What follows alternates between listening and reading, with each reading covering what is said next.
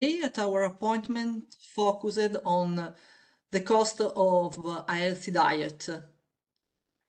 We are going to use a real dataset with ANOVA and, of course, statistics for data analysis.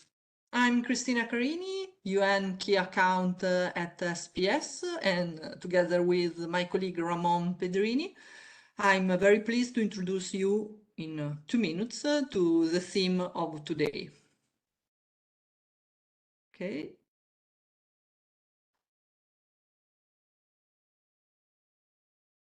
Only a second about SPS as a firm. SPS has been founded in 1994 and has been active in the world of statistical analysis and SPSS technology ever since. We work with the university, UN organization, research center, and so on.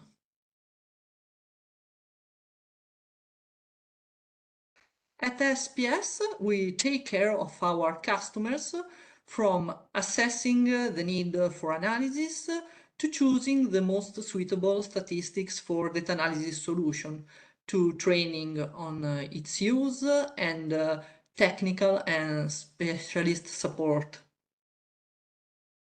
Okay, I think that my really short introduction is ended, and Ramon, I left you the stage to figure out the theme of today. Okay, At thank the you very end, much. I will share only some other information. Okay. All right, let's see. Okay. Ramon, are you able to share your presentation? This Yes, of looks like course. it, yeah. Okay. Yes, I see you very well. Thank you, Ramon, and a nice webinar. Thank you, Cristina. Welcome, everyone.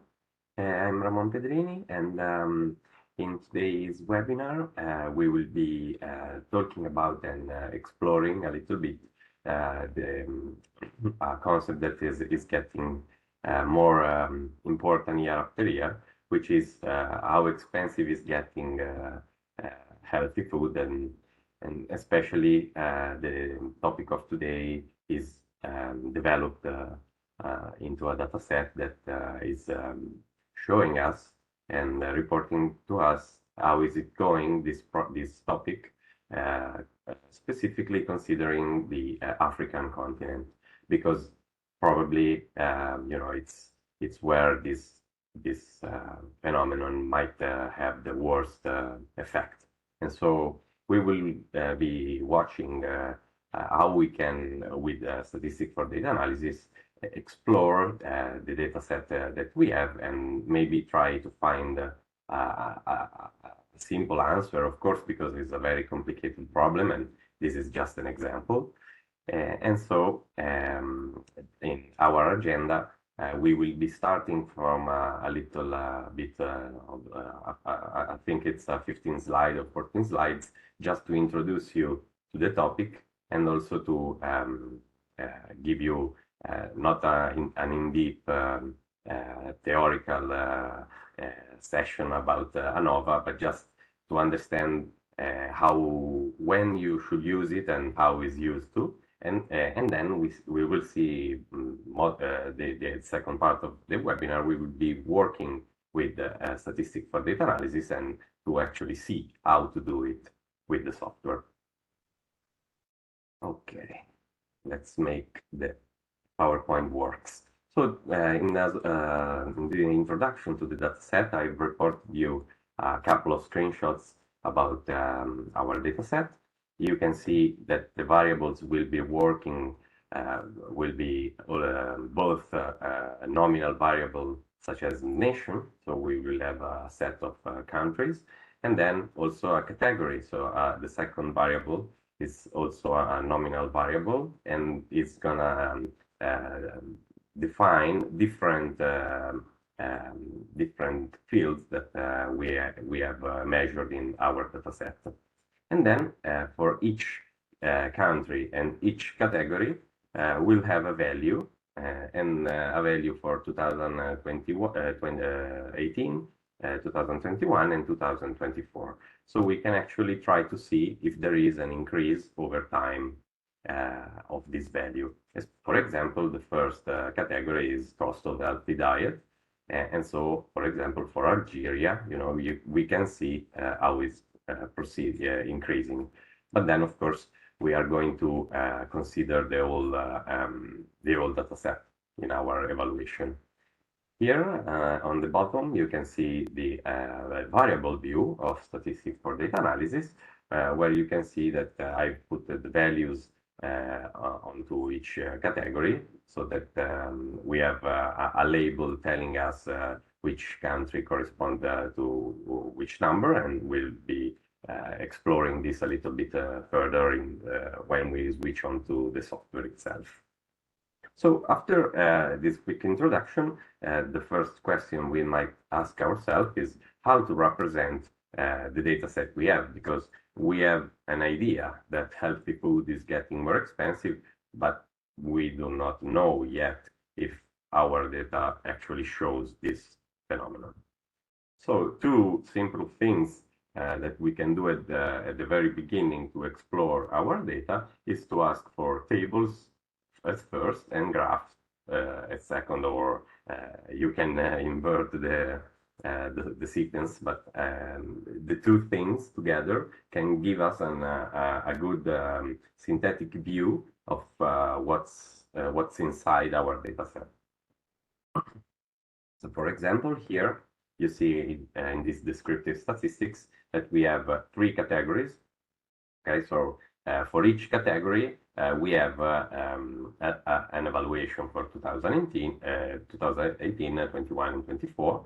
And here we can already see that for example, for cost of healthy diet, there is overall, considering all nations together, an increase.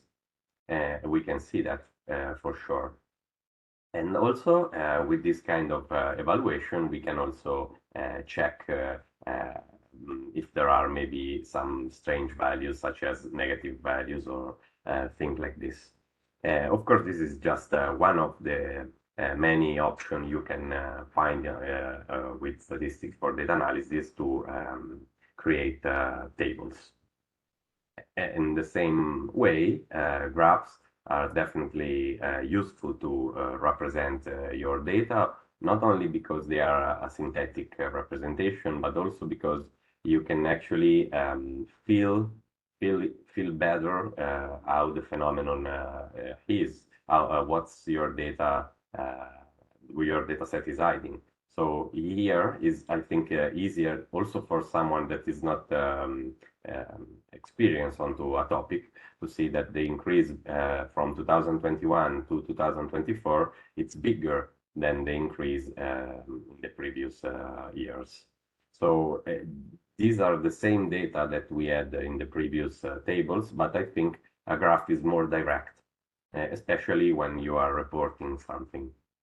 And of course, this is just one of the many graphs that you can use to show this phenomenon. It always depends on what you wanna point out with your report, or what you are looking for. Here, I was looking for to see if actually the data I have is supporting the hypothesis.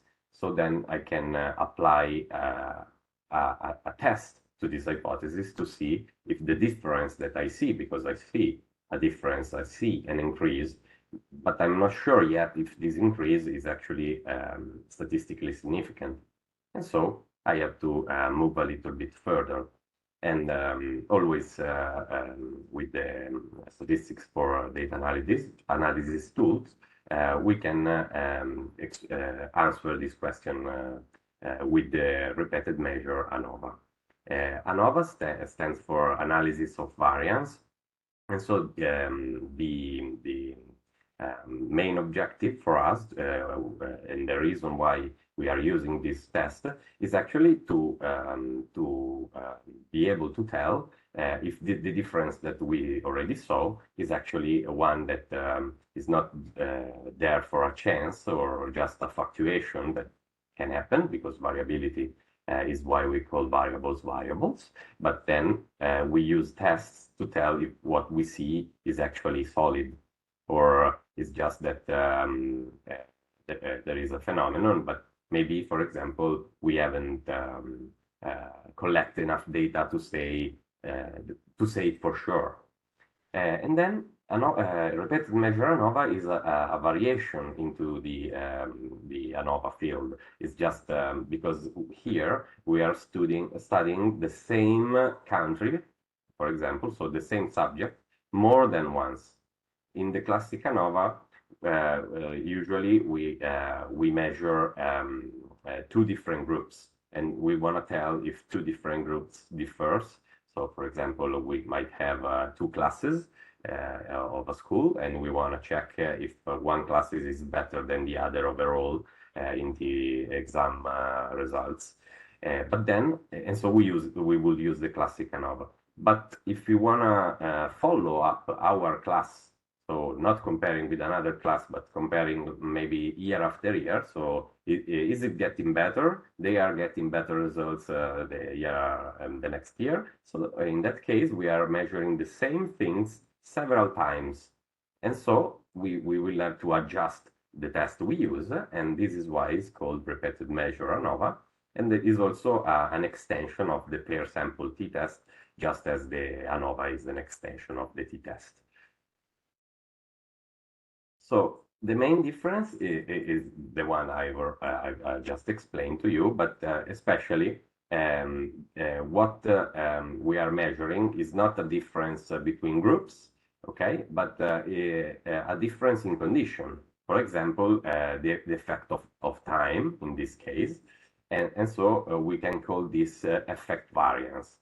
So the effect that we, the variance that we created with the effect of time, not us, actually, of course, the data itself, the phenomenon itself. What's underlying this effect, that, meaning why is happening, we don't know yet. We can just, this is the first step, saying something is changing. So we will compare this effect variance with the error variance. As I was saying before, a variable will vary, okay? And so we will have some variance in what we measure in 2018, 21, and 24. We are going to compare these two variants to see if what we've measured is actually greater, okay? The effect variance must be greater than the error variance. So we can actually say we have found an effect, because what we see in time is bigger than the variation that I normally see into my variable.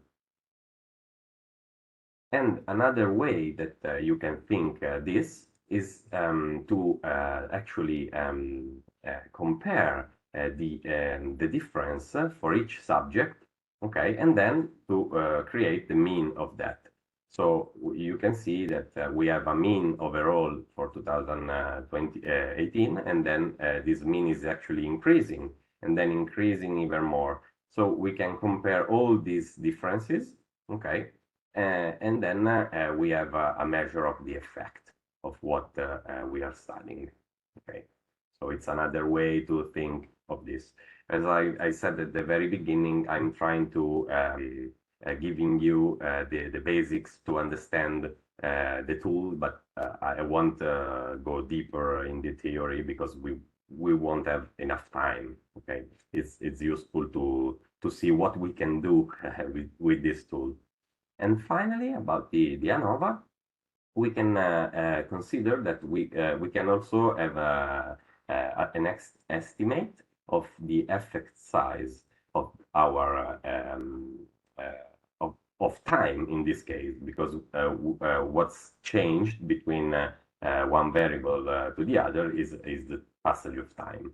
And so the mean difference that we find, we can consider it the effect size of time in this case. Okay, so we will have an estimate of this effect given by the software, and this effect will vary between 0 and 1. or -1 and 0. But it's the same concept because we can have a complete overlap. So the mean difference can be almost all comparing all 90% of the effect size, meaning that we have a almost complete overlap of the two variables. Okay, so now we'll see, before switching to the software, just another screenshot that is showing us how we can actually do the ANOVA on SPSS. I want to point out that because this is an example, and I won't go too much deeper. We will use the pair sample t-test, which is the simplest repeated measure ANOVA that we can do, because I think it's easier also to understand the concept itself. Okay, the software is already open. Hopefully is properly shown.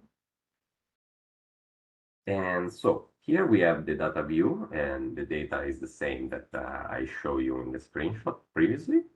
We have for each country free evaluation, but we also have different levels of the variable category. So if we go quickly into the variable view, you see that I have associated values because those are all of the variables except for unit of measure are numeric, but those numbers are associated with labels that tell us what the number actually says. And so we have three levels of the variable category. And so we will have to study all of this separately, because those are three different phenomena that we have into our data set. So the first things that we can do to explore what we are working with is to ask for example, going to the Analyze menu and Descriptive Statistics. Here we have many tools that can create different tables, each tables with some specific information. For example, with frequencies, we can ask both for nation and category, because, sorry, it was already set, nation and category, to see actually how many different information we can have. So if we launch it, we have an overview for nation of all the country present in our data set. And then for category, and we see we have three different categories. Cost of healthy diet with 52 evaluation, numbers of people unable to afford a healthy diet, and prevalence of unaffordability for food. So these are the three different levels. So to actually create another statistic that is a summary of, for example, the mean value of the variables that we have measured for each year, we want to separate the different categories. And so we can use the tool split file. With the split file, oops, sorry, push the wrong button. Sorry, data. Split file. With the split file menu, we can choose a category variable, okay, and compare the groups so that our statistics will be separated for each level of these groups. And it's the same table that I've shown you before into the slides. So if we go back to Analyze and Descriptive Statistics, now we choose the descriptives, okay, and we can put the values, okay, of the three variables that we've measured in time, okay, value of 2018, 2021, and 2024, and then have the statistics divided for each category. You see here in the new table, we have cost of healthy diet with all the statistics we ask, and this is the same table I've shown you previously. So we can check, for example, if there are negative numbers that we do not expect. Okay, we do not expect to have negative numbers here. So with the minimum information, we can have a look and check this phenomenon. And also the maximum information is interesting because we expect an increase in the mean value, but we can see also an increase in the maximum value. So for all the variables, we see an increase, not just in the mean value, but in the maximum value as well. And also the standard deviation is mostly increasing as well. Numbers are getting bigger and also the standard deviation is following. Okay, so after this quick overview of a couple of different tables that we can create, we can switch onto the graph section. For this, in this case, I will continue to separate the three variables because also you can see here that the actual number, the raw number, is very different. So if I put all together into one chart, I will have one variable's cost of healthy diet that will be prevail to match onto the others, and so we won't be able to actually see all the differences. So by leaving the split file on, I can create one graph for each category.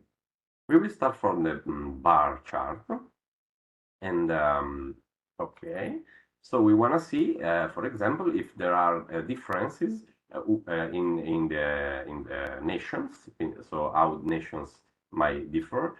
For example, for the value of cost of healthy food, number of people unable to afford it, and prevalence of unaffordability. And so we choose nation onto the X axis and value of 2018, for example, in the Y-axis. Okay, so as I previously said, we have three graphs, okay, one for each category, prevalence of affordability, number of people unable to afford a healthy diet, and cost of healthy diet. I will resize it a little bit and give just a quick comment. We have not enough time to go too deeply, but you can see there are striking differences. Okay, so Guinea and Sierra Leone, which are not for sure rich countries, shows a cost of healthy diet which is out of scale compared to all the other countries. Okay, we can also see that there are countries for whom this problem is not a real problem. Okay, we have a very low bar, and so that probably means that the food there is not so hard to get, to acquire.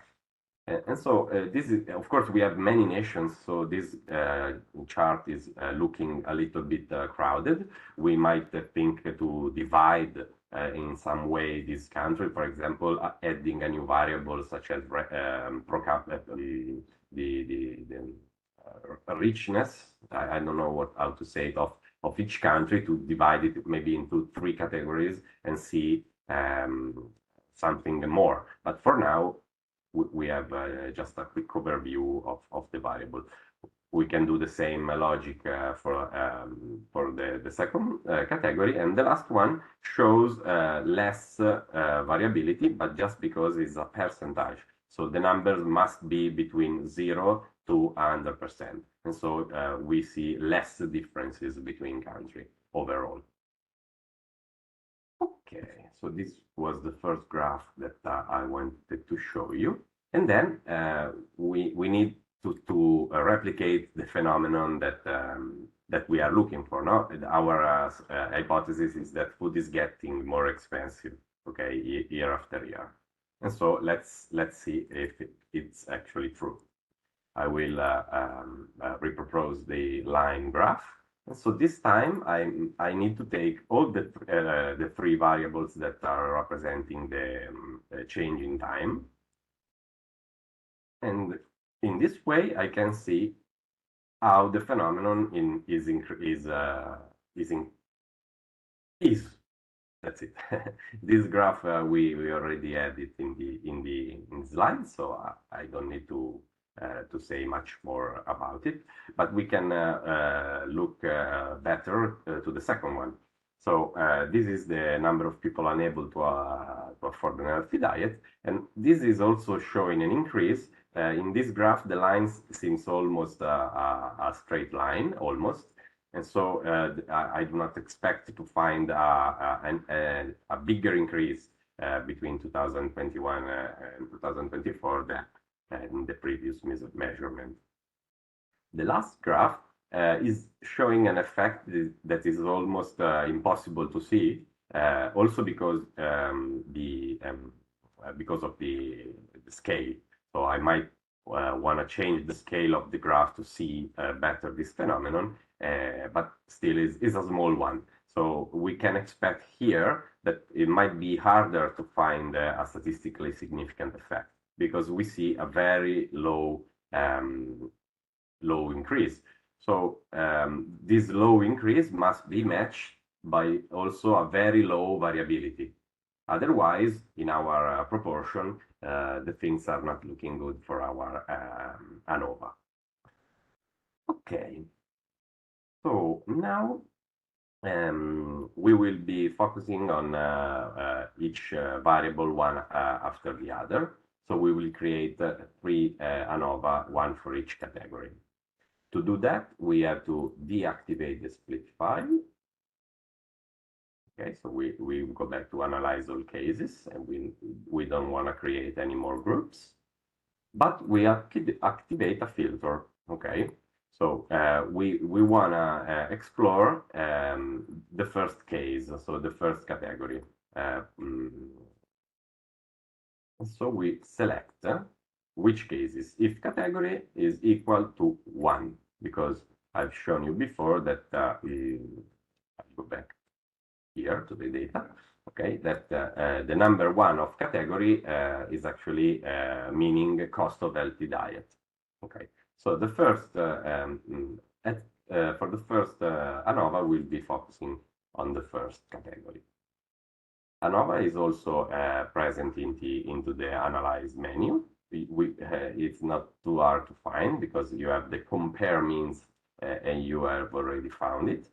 Here we have the different option that we have, so we have to choose the proper one. Each one is indicated for a particular setting. When we are working with the same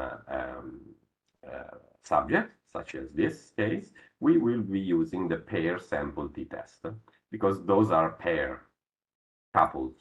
Okay, and so this is the dialog box, and so we have to create our pair. I can do whatever I want, but I think that might be interesting to see how the difference is between 2018 and 2021. Okay, so the first pair that we can make in time, and then I want to see the effect overall. So I want to see how much has changed since we started measuring it. So the span in time here is 6 years. Okay, so I've created these 2 pairs, and then I can go with the OK button, and you can see that this is our pair sample t-test, and we'll be watching each tables one by one. So in the first table, we have just a synthetic statistics. So we have the first pair, which is 2018 and versus 2021, with the means. The means are the same that we had found previously for this variable, of course, with standard deviation and standard error of the mean. And then the same is true for the second pair, which is 18 versus 2024. Then we have the pair sample correlation. Why? Because if we do not have a correlation between the 2 variables that we are pairing, okay, we cannot expect to find any significant results because we are measuring the same things twice. So we expect some level of correlation. Otherwise, if things have changed so much that they do not relate one to the other, for sure, all the concept has to be changed. So it's a good indication to find a very, very high correlation in this case. More higher for the first pair than for the second, but still a super high correlation, and of course is super statistically significant. Then we have the last, not the last, the next important chart table, and this one is the pair sample test. So this is actually the ANOVA test. Here we have an information. The first mean that we find is the difference, and it's a negative one because we asked the software to create this pair 2018 minus 2021. And so that's why it's showing a negative mean, which is okay for us. This is exactly what we expect, that 2021 was bigger, and so it will be a negative effect. And also the t, because it's a t-test, is negative. And you can interpret this t as the power of the effect. So the higher, I mean, the further from zero the t, the higher is the effect. And then we have to check for the significance test, so the p-value. We have two options. The one-sided p is less conservative. The second one is more conservative. But in this case, they both are statistically significant, at least for the p-value of they are lower than the 0.05. Of course, someone might also say that they want a higher significance to say for certainty that the phenomenon is real. But I can be also satisfied with this kind of significance, considering that we do not have an immense data set. Okay. We only have one information for each country each year. So we have a degree of freedom of 50, not so high. And then the last chart is dedicated to the effect size. So how powerful is the effect that we've measured? We can choose both the D coins or hedge correction. They seems to be very very similar. So the first estimate is for the first pair minus 32, and the second is minus 31. So you see they are very relating to one another. And this is a number that we have to interpret, such as a percentage. So this you can say that for the first pair we have a change, okay, that is more or less 32% of the effect. Okay, so your variability in the 2021 increase is an increase of more or less 32%. And another, so if we go back to this one, okay, we can consider the mean difference, okay, in that case was almost 30%, so the overlap of the effect size is almost a third of the total of the variables involved. Okay, now we can change the variables that we are the category that we are studying. So change the filter, cell case change, and do the same for category 2. We do not have to do much because if we go back to compare means and quotient, and we go back to the pair sample t-test, you see that the software has saved what we did previously, but we changed the filter. And so all the data that we are actually, let's do this before forgetting. I will change the name, t-test, and this is cost of healthy, diet. So the first category. Now, the second one is number of people are unable to afford food, and so I change it. of no, oops. Okay, so we do not confuse ourselves. So this is the second ANOVA, the second pair sample t-test. We have, as before, the statistics. The correlation, we check it, is super high, super ultra high, almost 1, and 1 is the maximum you can have. So we go to the pair sample tests, and we see a negative effect, of course, because there was an increase. We saw it in the graphs. And we see a value of t, which is actually bigger than previously. So we are dealing with actually a more powerful effect. Okay, and this is shown also in the significance box. Unsurprisingly, at least in this case, the second pair, which is the further in time, I mean, they are separated by more time, it's higher significance, so it's less than 0.01.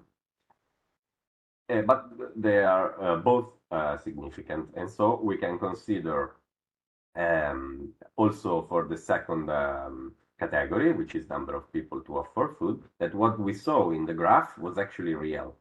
Okay, there was an increase. So our hypothesis is confirmed. And finally, we can see that the increase here, I mean, the effect size starts from around 30% and goes till around 60% if we consider the longer span of time. Okay. So the last one, which was the percentile,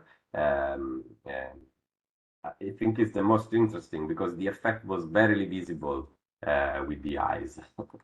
Okay, that's why also the graphs are a good tool to see and to create to see the data and to create hypotheses ourselves. We have to ask question, ask the data, okay, and they give us question, and then we can move further with more questions. Okay. All right. Sorry, my mistake. Sometimes when you speak and do things, you forget to change the filter, because I have to change it with the last category, which was the third one. And then analyze, compare means, and percent of the test, and the last one. Okay. So here we can see in this box that the change between 2018 and 2021 was very small, and also the change in 6 years between 18 and 24 was still very small, a very small one, less than the 1 decimal, the 1%. Okay, but they were highly correlated. Okay, so we can think this correlation into another way. If we rank the countries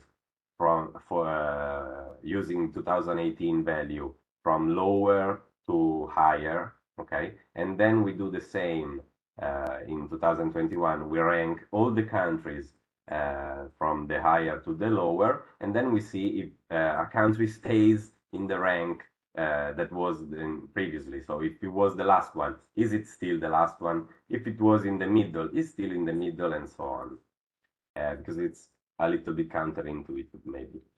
Then we can switch to the pair sample test table. Okay, so we see the first effect that was less than 1%, 0.7%. I'm saying percent because this is the unit of measure was a percentage. Okay, and the t effect is very low, and it's not significant, not the one-sided, neither the two-sided. But if we open a little bit more the span of time, the effect now is almost 1.5%. Okay, the t-test is comparable to the other variables, other categories with measure, and the significance now is significant. I'm sorry, is lower than 0.05, and so the effect is very small, but because it's consistent in time, okay, after 6 years, we can actually find it and probably find its significance.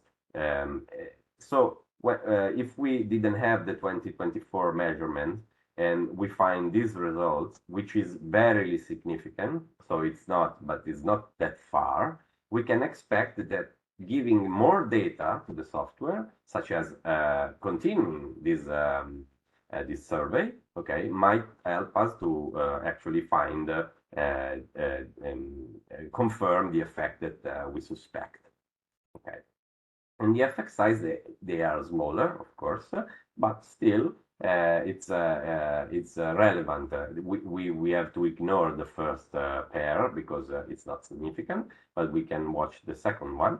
And what we find is actually comparable to the other variables at least.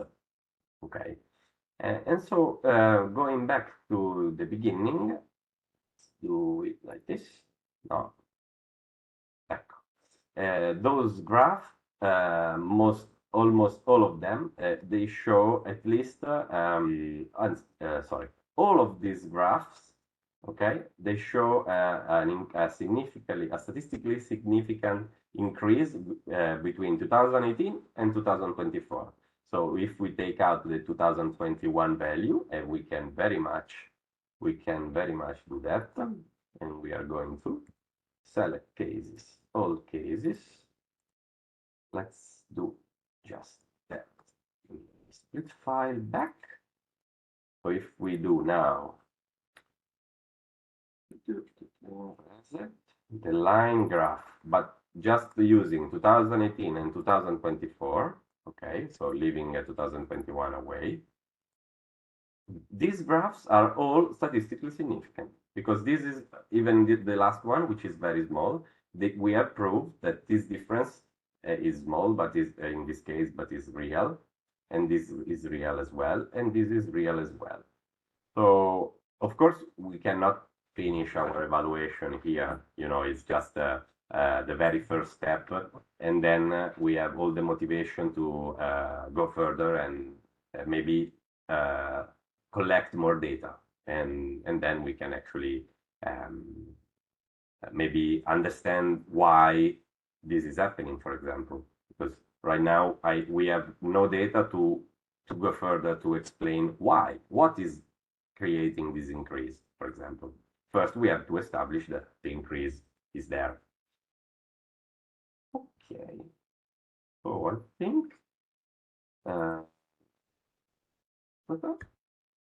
think this is time for your question.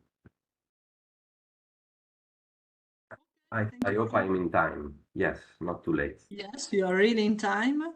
We have received some question. I write the text via I can chat. open the chat if I'm able to. Let's try. I do not think. Yes. Okay. What's the difference between using paired sample t-test or repeat measure ANOVA? Okay, yeah. I mentioned it at the very beginning, so hopefully it wasn't too confusing, because I've talked about in the slide about ANOVA, but then we use the pair sample t-test. But I've said that the pair sample t-test, let's go back to it, okay? The pair sample t-test is actually a particular case, okay? So it's just the simpler possible situation. So if we just have two variables, now, okay, let's simplify even more. So we have just the first pair, okay? And so we are measuring two variables. And or in the other option, I was measuring these two variables, so 18 and 24. But if we have more data, actually we have three variables, so we might say, why don't use them all? Okay, we can do that. Of course, it's a little bit more complicated, but not super complicated. And also, I mean, if we go back to analyze and general linear model, okay, so we are generalizing the test, and we can use the repeated measures here, okay? And so, for example, I'm sorry. For example, here we have 3 levels of measures, so we have 3 variables. We will put 3 levels, okay? And then we can define our repeated measure model, okay? So here I will stop here, but what we are doing with this repeated measure ANOVA, first of all, we can add more variables. For example, maybe what I was referring at the beginning, the richness of each country can be a covariates. And Okay, Ramon. About this question, we have received another question that I have write you. yeah, The paired t-test. I've lost you. Sorry, Christina. I didn't catch the end. Oh, I'm trying to open the chat, but I'm not able. I will. I'm not hearing you anymore, Christina. Okay, I opened the chat. Perfect. This is a good first step. Okay. Maybe you were asking me, the parity test is when comparing two groups. Exactly. In this example, more than 2 groups are being compared. Shouldn't be repeated measure. Now I use instead. Yeah. Yeah. If, as I just explained, we can do that for sure. What we measure in that case is the concept of time. So not actually a comparison between 2 measurements, which is the per sample t-test, but the effect of time itself. So we are, if, for example, we have a lower effect between 2028 and 2021 than from 2021 and 2024, putting all together, okay, will be easier. Okay, so in the per sample test that we did, we compared 2 groups, just 2. So the first one was 3 years span, and the second one was 6 years span. Okay, if we wanna generalize more, or especially adding more variables, I mean, especially adding more variable to our model is why we go to the generalized linear model repeated measure. Because if we want to test the change between 2018 and 2024, the per sample t-test it's super okay. Okay, thank you, Ramon. Sometimes I have some problem with my microphone. Sorry if I miss the communication. We have another question. What is the minimum number of observation required to run the paired sample test? That's the $1,000,000 question, because you can know it running power analysis before. I mean, the only way to know how many data you need to collect is the power analysis. Otherwise, you do what you can, because in this case, those were the data available to me. And so I tried, and they were enough, barely enough. Okay. And so I cannot answer generally speaking, but in this case, they were enough, because what is actually impacting this is not how many I measure. Let's see if I can go back to the. Okay, it's not how many I measure, but the relation between the effect variance and the error variance. So if I have too much error variance, because in what I've collected that is the case, I will not have a statistically significant effect. So it depends on to the phenomenon you're studying, and that's probably the only thing that I can say. But it's a good question. I think that we did a webinar onto the power analysis some time ago. Maybe it's possible to find it. Okay, thank you, Ramon. I have just write you another email about a split file. Sorry. Right. Yeah, I see it. Yeah. Yeah, it's possible, yes. To use the split file even with the per sample t-test, yes, or with every analysis. I didn't use it just to not give you too much crowded output, and so I prefer to select one category each time. Okay, but we can do, for example, we can do it easily with the split file option. I was already open. So if I go back here, let's leave just one, otherwise it would be super crowded. Okay, you see all the charts are now split into three, so we can watch all it together.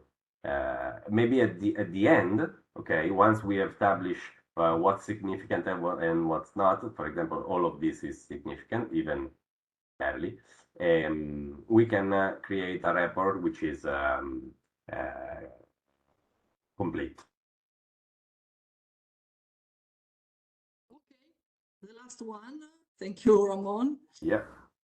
In real-world clinical research, how do you decide whether a statistically significant ANOVA result is also clinically meaningful, especially when large sample size can make even very small differences significant? Yeah, that's another good one. And I know because that's the field I come from. So I know what you mean. Let's say that if you are into a specific field, such as real world clinical research, you can also relate, I mean, all the tests you do and the data you collect, they must be similar, or if not collecting the same way by you and by other colleagues around the world. And so it's usually easier to find references that tells you how big the p-value must be. For example, in some field, 0.05 is not even considered acceptable. No, they go directly to 0.001, less than 0.001. So maybe you can check into your field and see what the others are saying about it. So I do not know for everyone, but for sure in clinical research you have references, and so you can see what the others are taking for good. Okay, hopefully I explain myself, because it's the experience that gives you the answer to this question. Okay. Also, data preparing, I mean, being sure that your data is empty of outliers and I mean, all the pre-analysis. It's very important with big size data sets. So run as many tests as you can, normality test and all that kind of stuff. And finally, power analysis again, because power analysis can tell you if you need more data at the beginning, but can also give you an information of how powerful is the effect you found. Okay, it's significant because, and so there is an effect, but how big it is actually. Okay, thank you very much, Ramon. Thank you. If someone have some other question, please write us, and so we will answer at the end of the webinar.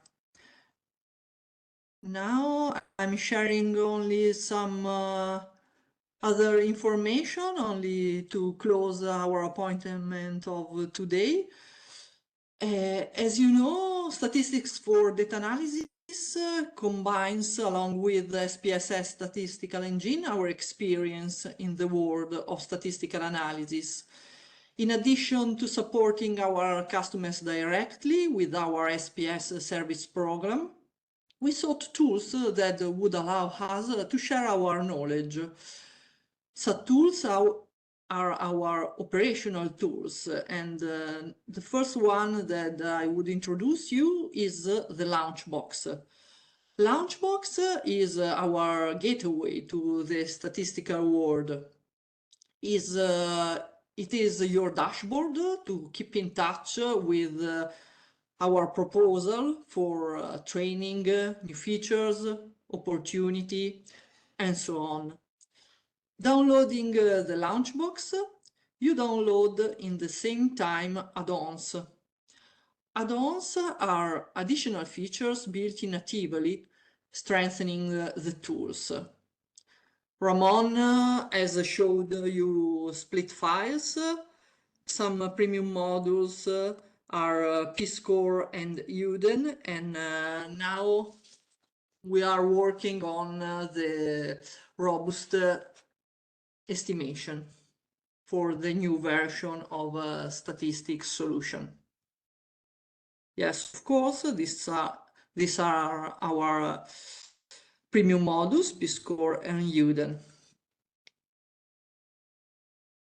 In our services, our customer find a customer area with a lot of materials for training, videos, tips and tricks, and there is a form for sending us methodological question about statistics for data analysis solution. Video Academy, where all the recording of our last webinars of the last 4 or 5 years, more or less, are available on demand. And Statistics Express, that is a project of micro-learning video pills, very focused on statistical topics.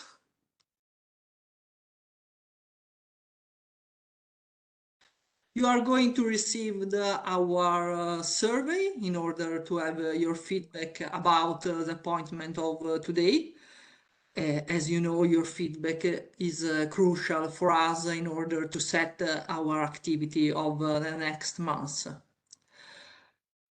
About the project that we have already set, there are some courses starting from July till the autumn period, and if you are interested in this appointment, ANOVA is for your information in the test course of October.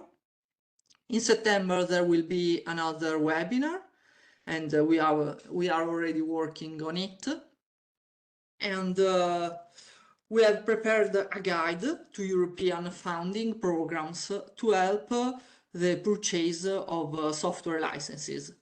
To receive the guide or register for our upcoming event, here are our contact details in order to keep in touch.